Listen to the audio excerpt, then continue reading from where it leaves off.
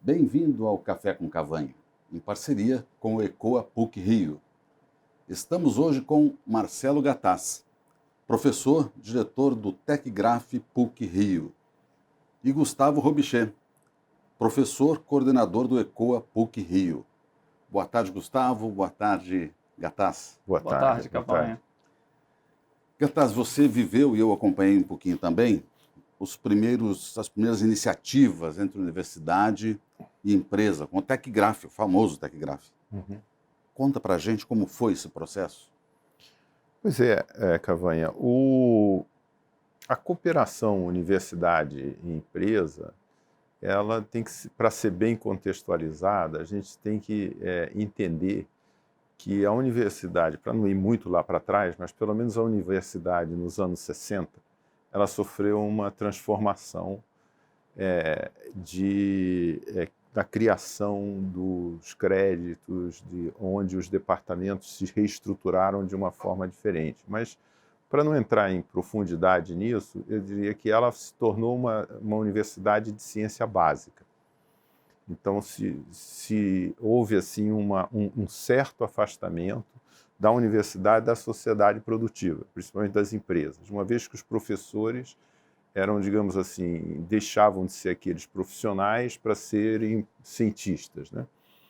Então, nesse contexto é que a gente começa essa cooperação com algumas empresas, mas o sucesso mesmo, as coisas mesmo só deram certo com a Petrobras, inicialmente com a Petrobras, porque aí vem essa outra discussão que era a criação das empresas que hoje são as estatais, né, que tinham uma certa missão aí já de levar, sinergizar, criar tecnologia dentro do país, etc. Então, é nesse momento onde a gente está buscando fazer coisas, vencer desafios com soluções nacionais, é que a gente começa a interagir com a Petrobras, isso por volta de 85, 86, né? E foi assim um processo muito positivo, porque a gente queria desenvolver uma tecnologia, porque precisava dessa tecnologia, que era uma tecnologia de informática, para os demais, para o seu próprio parque informático, e a gente conseguiu criar umas soluções que atendiam aqui e a Petrobras ao mesmo tempo, e foi uma sinergia assim, extremamente positiva. Então, daí é que, do sucesso disso, é que a gente acabou criando o Instituto Tecgraf. Era muito focado em geologia, geofísica, era essa parte que era o foco do Tecgraf? Não, pelo contrário. No início, lá com o CEPROC, que era o antigo processamento de dados, a gente fez uma ligação entre o Rio Data Center e o Centro de Processamento de Dados da Petrobras. E a gente tentava criar uma infraestrutura que trouxesse as novidades de computação que estavam acontecendo. Já havia essa transformação da informática, ela é contínua e muito rápida, e a gente precisava atualizar a infraestrutura da Petrobras como atualizava a infraestrutura da PUC. Então, nós começamos em informática. Mas, quando a gente terminou o primeiro convênio, a gente tinha dado cursos, postos, ferramentas, equipamentos funcionando, etc., é que a gente percebeu que, para a gente ser mais efetivo, a gente tinha que ir para a área fim. Porque enquanto a gente estava criando uma ferramenta para a empresa, que depois outras pessoas iriam fazer o processo, havia um tempo e um risco daquilo não chegar ao final. E não chegando ao final, não trazia resultados financeiros para a empresa e não daria sustentabilidade para essa cooperação. Foi aí que a gente entrou na engenharia e na geologia, inicialmente. A geofísica a gente só entrou em 2000, porque foi um processo assim, de expansão gradativa dentro das atividades. Perfeito. Gustavo, Petrobras, então, pelo que disse o Gattaz, é um propulsor de tecnologia, desenvolvimento. Agora, eu te pergunto o seguinte, como a universidade consegue se adequar, se adaptar, se ajustar a esse tipo de demanda dessas empresas especiais, vamos chamar assim? Eu acho que, sem sombra de dúvida, a Petrobras é um grande motor de investimento em pesquisa e desenvolvimento no país, né? Montando não só relações diretas com universidades e com grupos dentro de uma universidade, Especificamente, a gente tem uma história até de colaboração muito forte com o TecGraph. A nossa apresentação à Petrobras foi feita via TecGraph, até pela história que eles já tinham, pela rede de colaboração, enfim. E a Petrobras ela tem uma figura que ela constituiu redes de pesquisa no Brasil inteiro e está expandindo essa rede para o mundo inteiro, né? Então, sem sombra de dúvidas, a empresa é um vetor de desenvolvimento de conhecimento local, de mão de obra qualificada local, incentiva pesquisas locais e desenvolvimento, né? Então, sem sombra de dúvida, a importância deles é enorme dentro do setor e serve de referência, inclusive, para outros operadores a participarem desse ecossistema, né? Ela então alavanca isso, naturalmente ela Sem alavanca. sombra de dúvida, por vários instrumentos existentes e pela vontade de fato, desenvolver conteúdo nacional, ela, sem sombra de dúvida, atinge esse papel. Mas, Gattaz, aí eu te pergunto o seguinte, e as outras operadoras de óleo e gás, as gigantes que estão chegando por aí, que têm suas decisões lá fora, seus centros de pesquisa lá fora, como será isso no Brasil a partir de agora, inclusive com a Petrobras sendo sujeito também a uma privatização, vamos chamar assim? Pois é, aí, Vanhas, nós temos diversas fases, né? A Petrobras, no passado, ela tinha uma posição monopolista dentro do setor de petróleo e gás, mas tinha desafios enormes. O Brasil conseguiu ir para a Agra, fazer seca inicial todo esse trabalho de águas profundas, que foi um desafio tecnológico fantástico. Nós tivemos uma série de desafios que a Petrobras captava e trazia e buscava uma solução. Quando a universidade não estava preparada para isso, ou quando o próprio quadro técnico dela ainda não estava bem preparado, a gente fazia essas redes, montamos diversas redes. Eu podia te falar de diversas fases de desafios, foram desafios de transformar os petroleiros em plataformas fixas, que foi colocar aqueles anéis gigantescos embaixo da plataforma que eram os turrets, para poder se fixar. Teve o desafio de diminuir a projeção dos campos, porque estava havendo muito campo. Então tivemos estacas torpedo, abertas, uma série de desafios. Então a Petrobras trazia aquilo muito próximo e quando não tinha, digamos, uma coisa assim pronta, que trazia o parceiro estrangeiro junto com a universidade. Viajei muitas vezes para centros de pesquisas, empresas, a gente trabalhava junto com a Noruega, com a Europa, etc.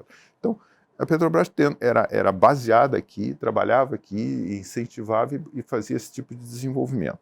Bom, agora ela continua nesse processo, mas claro que sujeita a uma condição mais de mercado, tendo que se comportar como uma empresa mais rentável. Eu não acredito que nada da cooperação que a gente tinha com ela tenha sido, em termos, custado mais caro que o mercado. Não, tenho certeza que não foi sempre abaixo do mercado, sempre ajudou muito ela, inclusive, a negociar com os fornecedores, porque tinha uma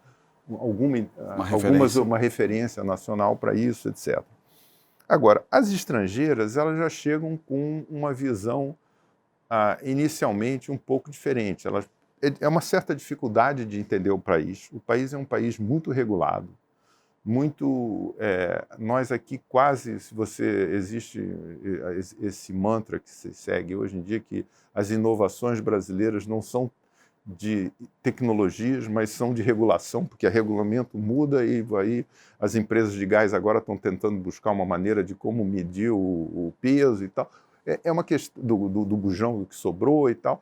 Existe, sim, uma forte regulamentação dentro do nosso país, e essas empresas chegam assustadas, chegam olhando e buscando uma certa segurança. Dentro disso, eles encontram a lei de participação especial. E aí, então, aqui tem 1% que eu posso aplicar, etc. Naturalmente, elas gostariam de agregar isso às iniciativas delas.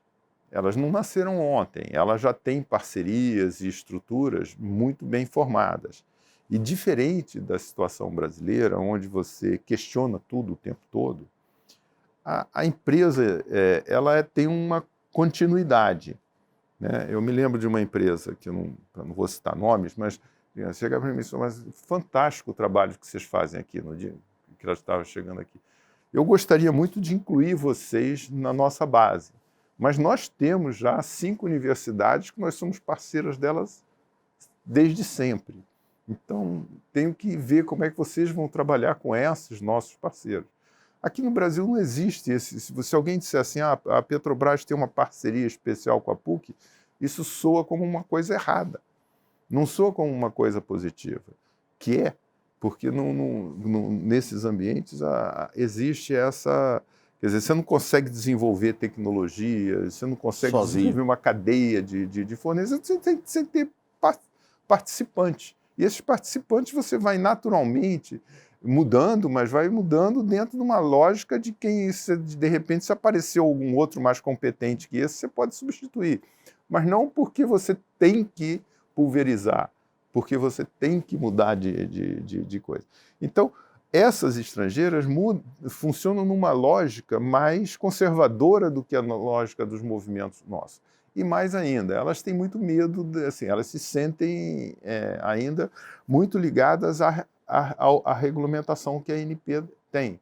Nossa regulamentação, ela como só aprova as coisas mais adiante, eles querem usar esse dinheiro porque esse dinheiro para eles ou é imposto ou é isso. Então é melhor usar esse dinheiro. Mas, por outro lado, como eles só vão poder ter uma garantia de que esse pagamento que eles fizeram para a universidade foi aprovado pela ANP, etc., etc., e principalmente com esse sistema todo nosso de verificação, que às vezes vai para anos à frente, eles ficam querendo garantias 100%. Quer dizer, então, eles estão muito em volta do regulamento. Da incerteza regulatória. Da incerteza regulatória do que, digamos, de trazer um problema efetivo para a gente resolver.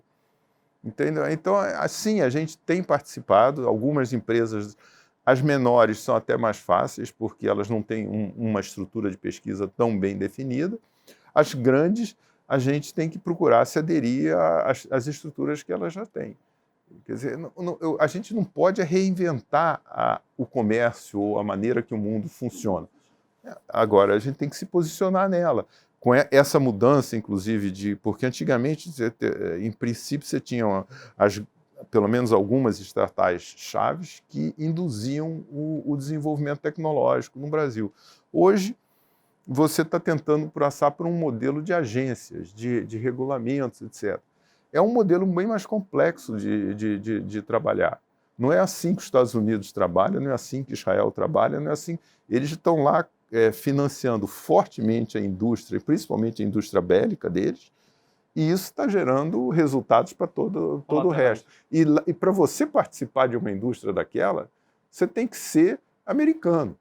Eu tenho um sobrinho que trabalha num negócio desse que teve que renunciar à cidadania brasileira para poder trabalhar lá, porque senão não tem. Então não existe essa coisa assim, dessa globalização ter chegado a esse nível. Essa liberação e essa globalização, aliás, estão tendo um pouco de... ela sempre foi qualificada, nunca foi tão assim como a gente vê hoje aqui. Agora, vocês tiveram familiaridade recentemente com a nova regulação da ANP para pesquisa, desenvolvimento. O que ela traz de novo? Ela muda isso, melhora isso ou não? Eu acho que ela traz alguns novos horizontes que ainda vão precisar de tempo e amadurecimento para entender exatamente, porque muitas vezes até no Brasil a gente tem regras, muitas regras, até como você falou, algumas pegam, outras não pegam, algumas foram constituídas com uma boa intenção, mas de fato você vê uma pluralidade de novas possibilidades e novos atores entrando dentro desse ecossistema nacional que já está estabelecido. Se vai dar certo ou não, é uma questão de tempo, é uma questão da gente observar. A direção é positiva, a direção é positiva. Ela abre para empresas também. A ANP tem buscado criar um ambiente mais aberto, mais cooperativo. Esse trabalho que o Décio Odoni tem feito, eu tenho acompanhado de perto, e todo o grupo dele lá, é muito bom. Eu acho que a ideia é muito positiva, se busca acertar, mas é como o Gustavo falou, depende aí da nossa reação como sociedade Perfeito. também, porque não adianta criar regulamento e criar lei. A gente precisa, como sociedade, se mover para uma direção de buscar alguma coisa que seja realmente boa para o bem comum. Sim. Não é assim, ela pode botar uma lei, mas se alguém achar um caminho aí vai desfazer as coisas. Atitude e proatividade, eu acho que são palavras-chave. E a gente observar como de fato, essas conexões e esse ecossistema passará a funcionar, né? Obviamente, eu acho que tem fatores positivos, tem dúvidas, inclusive, exatamente qual vai ser o comportamento das empresas no exercício desse modelo, mas a palavra-chave é proatividade para que a gente busque explorar essas oportunidades de maneira muito... Tem que chegar um jogo ganha-ganha. Isso. As empresas têm que chegar a sentir que fazer essas tecnologias aqui é um bom negócio para elas também. Então a gente tem que achar esse caminho e não achar aquele caminho meio cartorial de dizer, não, mas ali tem um negócio. Não é só pela obrigação. Não é pela né? obrigação. Obrigações e multas, né? Não, eu acho que assim. tem que ser a gente tem que se inserir. Para a gente se inserir, tem que o resto do país também ir para uma situação melhor. Porque se não houver uma produção, se não se criar um ambiente melhor, para melhorar esse ambiente nosso de inovação, de produção, nós vamos ter dificuldade. E um dos grandes desafios, só complementando, é a própria questão do capital humano, que aí o papel das universidades é a chave dentro desse processo. Não só na questão de gerar atratividade para que a gente retenha as mentes pensantes aqui dentro do Brasil e que possa ter o exercício do trabalho deles e do valor que eles podem gerar para esse ecossistema localmente também. Isso é um grande desafio que, sem sombra de dúvida, tem que estar na pauta das empresas, da sociedade de maneira geral. Agora, na questão da transformação digital, focalizando um pouquinho melhor, quais são as grandes pautas, os grandes temas, as grandes puxadas de transformação digital no Brasil? Olha, eu acho que a transformação digital ela é muito ampla. Ela vai ocorrer em todos os setores da sociedade, não só mas se você focar na questão de petróleo, sim, ela vai ocorrer da exploração do poço ao posto, como se dizia naquele slogan de uma propaganda que tinha. Ela vai... o grande problema dela na realidade, e aí eu acho que a universidade, nós que estamos há mais tempo juntos, temos mais condições de ajudar do que um novo entrante, porque um novo você captar e gerar todos esses modelos digitais e a interseção disso, porque isso tem a ver também com os processos que a gente tem dentro das companhias. Tem a ver com os dados legados, tem a ver com os processos que já existem. Então, você não consegue chegar, quer dizer, não faz sentido nenhum você tentar recriar uma companhia que seja totalmente com uma base digital. Você tem que transformar uma companhia que está lá, você tem que transformar o que ela tem para uma nova realidade. E aí sim, quer dizer, é fundamental que a gente ajude a transformar o que já existe para essa nova coisa. Porque eu já vi algumas experiências de, assim, bom, o que nós temos é isso, mas o que nós queremos é aquilo, então vamos comprar uma solução que nos traga aqui é isso. Aí o problema humano e gerencial e o problema de compatibilidade de tudo é gigantesco. Então, comprando um problema, né? Você acaba comprando um problema que só vai te dar benefícios se der no longo prazo. Então, eu acho que o nosso principal desafio nesse momento não é assim, temos inteligência computacional, sabemos, temos redes, temos isso, temos digitalização, modelagem geométrica, visualização, realidade estendida, tudo isso a gente já faz. Não é, todas as componentes tecnológicas estão aí, a gente já vem trabalhando dentro dela.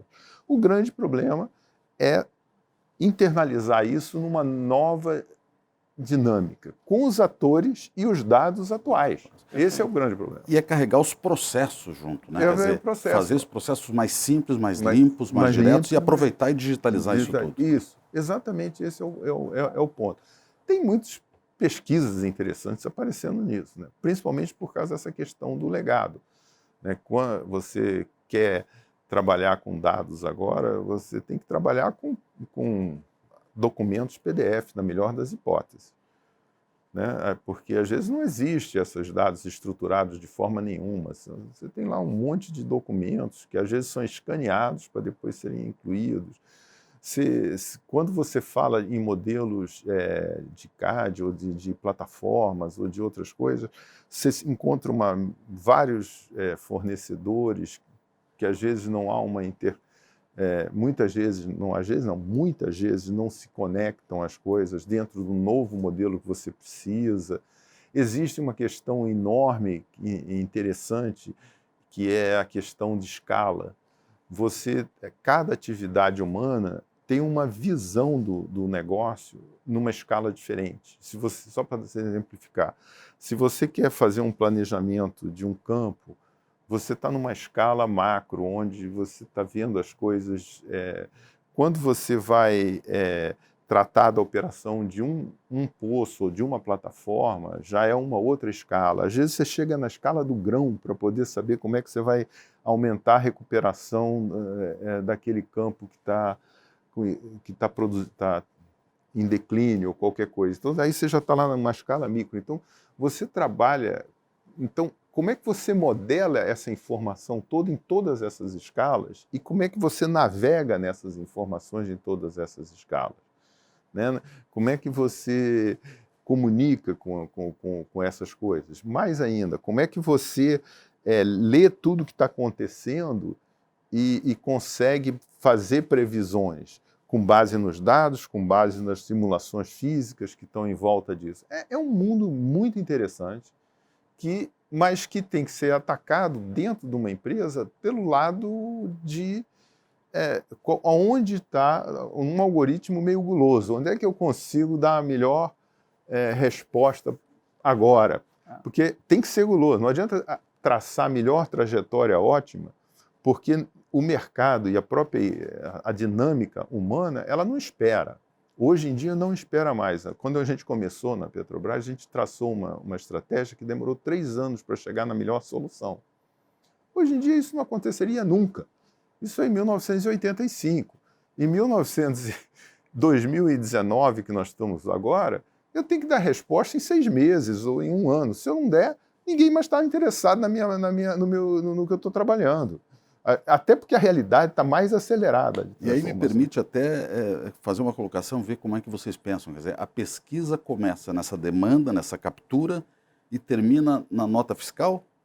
A provocação do gerar valor econômico à atividade de pesquisa, eu acho que sempre esteve presente em boa parte das relações até desenvolvidas no âmbito da Petrobras. Eu vou dar 2 cápsulas de contribuição ao que estava sendo comentado. Uma tem relação com a variável tempo, né? Hoje a gente vive talvez um mundo com uma ansiedade muito grande por resultados, muito gerado pela competitividade, muito gerado pela incerteza sobre o futuro, enfim. Então essa variável tempo ela está trazendo uma ansiedade, que é uma ansiedade que tem um lado positivo e tem um lado negativo, que é a minha segunda cápsula de contribuição, que são as pessoas, né? Muitas vezes um profissional que dedicou a vida dele inteira a uma empresa de grande porte, como é o caso da Petrobras, observando essa avalanche de acontecimentos, essa avalanche de mudanças, essa avalanche de palavras-chave novas que estão surgindo, toda hora, muitas vezes ele não enxerga o papel dele. E a gente tem que entender que ele é parte desse processo. Parte dessa mudança cultural é trazer esse capital humano para esse novo mundo, um mundo mais veloz, um mundo com algumas técnicas e um mundo que sim está valorizando o resultado financeiro do nosso tempo, que é a única variável que não volta, do valor que está sendo investido e do momento. Né? Tecnologias, processos e pessoas. Pessoas, Você sem trouxe a sombra de variável dúvida. pessoa, né? Sem Trouxe sombra de dúvida. essa... Mas então, quer dizer, antes a gente tinha muito a visão do paper, né? Do produto autoral, né? Hoje a gente está mais voltado a ter uma sequência negocial. Não, infelizmente não. O Brasil ainda está fortemente baseado em paper. Isso é nossa realidade, a cultura brasileira. O Brasil ainda está no momento... É interessante porque os movimentos ocorrem em tempos diferentes, mas as ondas chegam em horas diferentes. Nós estávamos num processo de organizar todo o sistema educacional brasileiro em mérito. Muito bem, isso é ótimo. E o mérito é medido ainda por trabalhos publicados, indexados, que é uma medida clássica, boa, objetiva da ciência básica. Tá certo? A engenharia, a computação, as ciências, os aplicados, são medidos na mesma métrica. Dos básicos. E é essa nossa estrutura mesmo. Graças a Deus eu tive uma vida razoável sucesso nessas duas áreas, mas eu posso dizer com tranquilidade, não é isso que existe. O que existe é uma visão dentro das universidades, o foco é o artigo. O artigo que, inclusive, nem é induzido pela nossa indústria local. Não é um artigo buscado por uma indústria. Não, é um artigo de uma tendência mundial que muitas vezes atende a uma tecnologia que nós não temos nem chance de estar envolvidos aqui. Então, há um financiamento pesado nosso, da sociedade, de colocar nossas melhores mentes para trabalhar para fora, de certa Produtos maneira. que não são utilizáveis aqui. Que não são possíveis de serem gerados aqui. Né? Existe até algumas pessoas falando em coisas... Eu diria que isso está muito na nossa área mais tecnológica, de engenharia, de coisa. Na área agro, é um pouco diferente. O sucesso da Embrapa foi um sucesso muito interessante. Outro dia desse estava vendo uma entrevista sumiu o nome, mas ele estava dizendo justamente sobre a história da agronegócios 4.0, que é do INPE, que é o... Bom, mas ele dizendo, olha como o açaí revolucionou a indústria, etc. Existe sim, na questão do negócio mais bio e agricultura, etc., uma imensa aderência maior. Uma aderência maior e uma imensa potencialidade de a gente se desenvolver. Nessas áreas assim de fabricação de automóveis, aviões, né, trens, essa engenharia que a gente precisa renovar e achar um caminho para a gente dentro desse plataforma, sincronizar as coisas. Quer dizer, aquele esforço todo que a Petrobras fez, que agora está sendo todo visto como... Foi um desperdício de dinheiro brutal, né, de tentar fazer as plataformas aqui, essas outras coisas todas.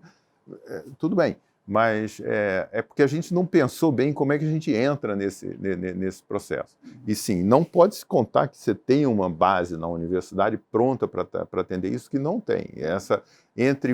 A gente consegue fazer um negócio que dá resultado quando a gente tem um vetor, tipo a Petrobras, que é capaz de pegar aquele conhecimento e transformar em resultados financeiros.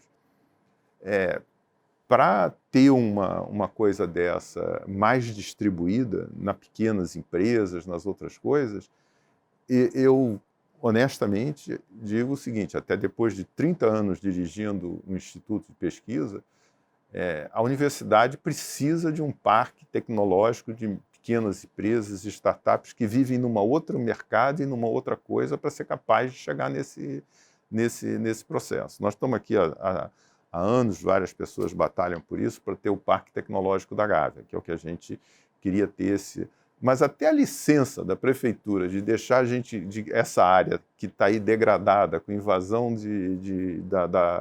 da Rocinha, do Vidigal e tal, tentar transformar isso num lugar onde possa ter empresas, não pode, não tem licença para uma empresa operar aqui.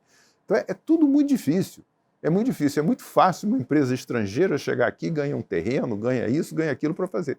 Se a gente pede uma mudança assim, deixa a gente montar aqui, flexibiliza aqui. Quer dizer, o desafio é muito mais do que de conhecimento, pesquisa, é também regulatório, social, É cultural. social. O regulatório devia seguir o social. A gente devia discutir mais as coisas, como a gente faz as coisas. E depois o regulatório devia seguir isso, não vir Do além. do além. E devia ser uma coisa prática que afeta Factível. a vida dos indivíduos. Deveria ter um espaço de experimentação, De inclusive, experimentação para isso. Pensa nessa questão que nós estamos batalhando aí há tantos anos. Por que não ter uma área em que a gente está aí com uma dificuldade até de perda de valor e tal? Por que aqui não pode ter uma... Não, mas é um certo purismo, é o mesmo purismo, diz assim, não, acima de 100 metros ninguém constrói. O Rio está com esse problema, acima da cota 100 tem comunidade, mas é falta de realismo na coisa. Talvez essa comunidade possa se tornar um polo de outro tipo de tecnologia que a gente tenha que trabalhar, mas a gente tem que trabalhar para gerar valor, para gerar produção, para gerar coisa. Até o turismo, esse turismo social que tem, é um valor ótimo, está criando recursos, está trazendo... Mas não é suficiente. Não é suficiente, a gente tem que trabalhar mais. Mas tem que ter muito mais do que isso. Tem que ter muito mais do que isso. E eu acho que nossa missão, principalmente que fomos financiados para chegar, ter toda uma formação, todo esse projeto que foi criar no Brasil uma inteligência com mestrados e doutorados espalhados pelo Brasil inteiro, nossa obrigação é tentar dar uma resposta nesse nível tecnológico. Não é no caminhãozinho que leva o pessoal para passear no meio da comunidade. Então tem que haver esse outro... Esse retorno à realidade. E uma provocação, ou talvez uma tentativa de caminho, né? Não existe uma fórmula para isso, é justamente um movimento que a gente até já encontra, que busca, talvez, por cocriação, né? Que é você assumir que a universidade ela não tem, talvez, todos os meios, nem conhecimento, nem os caminhos a resolver os nossos desafios.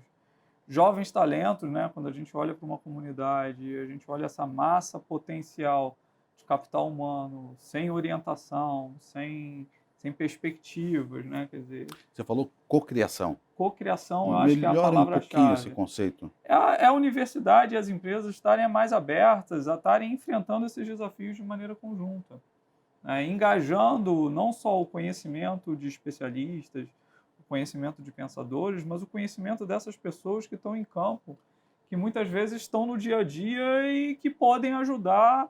A criatividade do carioca, ela é a indústria de mídia e entretenimento está aqui, né? Por que não explorar isso? Por que não induzido por uma indústria que é intensiva de capital, intensiva de atividade econômica, que é a indústria de petróleo e gás, para que ela seja um alavancador disso?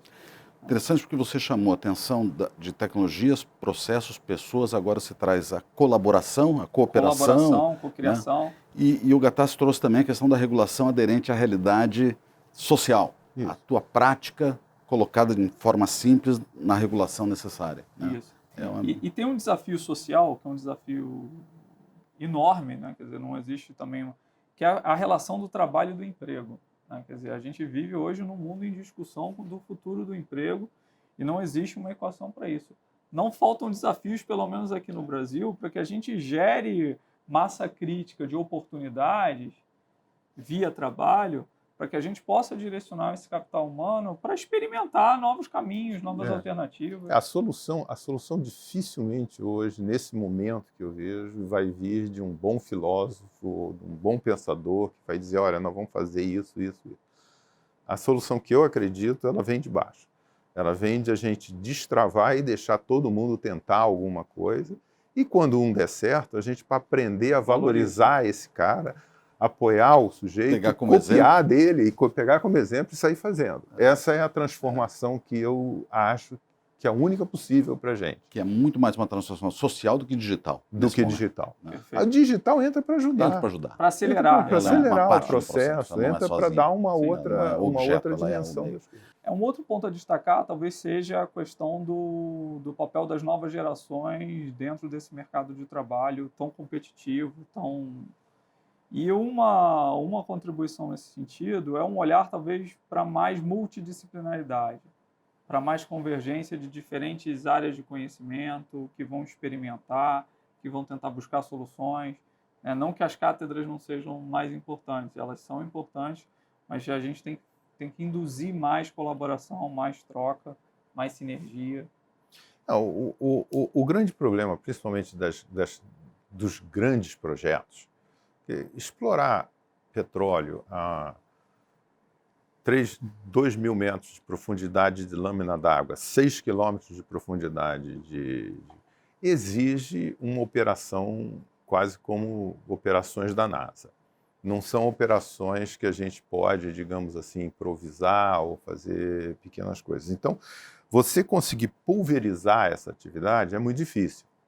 Mas existem muitas atividades em torno da cadeia de petróleo e gás e, mais ainda, existem muitas atividades em torno da cadeia de energia.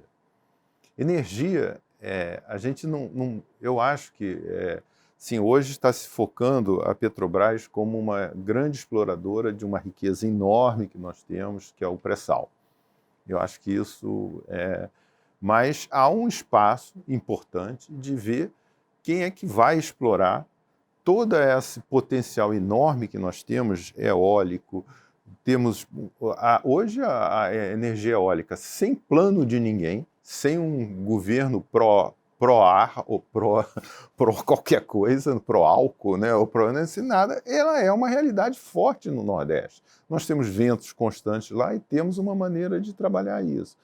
E agora, quando você pensa nessas grandes coisas, geralmente você pensa em soluções assim, que são centralizadas de grandes empresas ou de governo.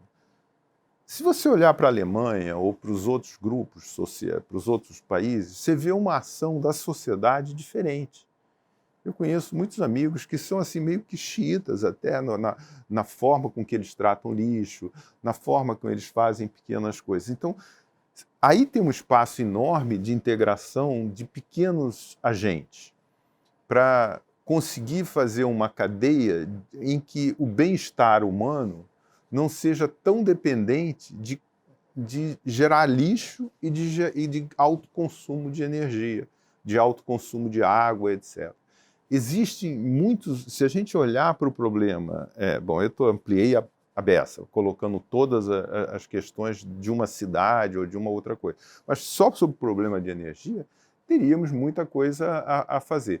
O grande problema e o grande dilema da coisa, isso eu tenho vivido há muito tempo, é que quando eu formo um indivíduo para trabalhar no setor de petróleo, ele tem pouquíssimas opções de trabalho.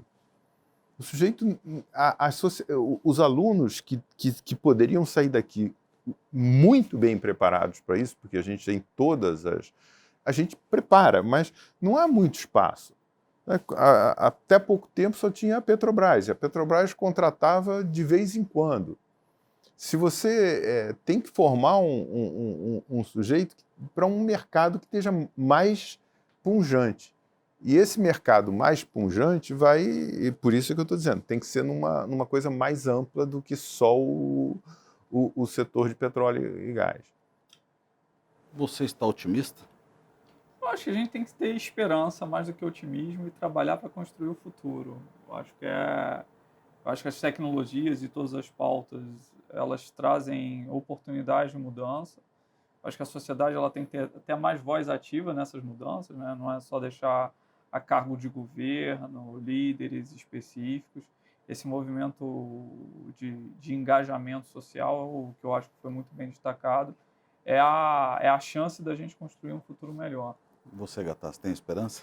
Eu acho que sim, eu acho que o que deixa às vezes a gente meio assim, desesperançoso é a visão de curto prazo, porque o que acontece é que às vezes você vê a sociedade melhorando e de repente, quando ela piora, você só vê aquele movimento. Mas se você olhar no longo prazo, você vê que nós vamos devagar, só que a gente não vai sempre numa direção positiva. A gente vai para um lado, bate para o lado errado, volta e tal. No longo prazo, nós vamos chegar lá. Agora, tem que ter uma certa resiliência, tem que aguentar o tranco, porque, infelizmente, é difícil. Acho que quem mais me preocupa nesse aguentar o tranco são os jovens. são os universitários hoje, porque estavam... Agora até estou vendo o país acordar um pouco. Há um ano atrás eu estava angustiado, porque as pessoas se formavam num ambiente hostil. Não tinha... Quantas pessoas que se formaram nesse período foram para fora? Inúmeras. Porque não tinha para onde ir. O país estava assim meio paralisado. Não estava assim, estava paralisado. Literalmente aquela situação de atônito, né? Sem saber o que fazer, E enquanto você está assim, você tem lá Tudo bem, quem está numa situação confortável, como a minha geração, outras gerações que já estão aí no dia a dia, já têm uma vida estabelecida, já estão com as coisas formadas, tudo bem. Agora, tem gente que tem que começar. E para começar, como é que você vai começar nesse ambiente? Então, agora eu acredito que eu acho que vai começar um pouco melhor e a gente vai começar a aprender uma outra fase. Uma outra fase, mas é importante. Não adianta ficar desesperançoso porque o governo é bom ou porque esperançoso porque é bom ou desesperançoso porque o governo é ruim. Não adianta esperar que surja uma lei maravilhosa que vai botar todo mundo fazendo as coisas perfeitas e que nós vamos dar certo.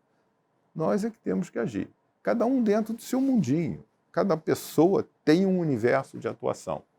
Se todo mundo trabalhar no sentido de criar mais oportunidades... Olha, a gente passou 2 anos aqui em que eu trabalhei para perder dinheiro. Literalmente.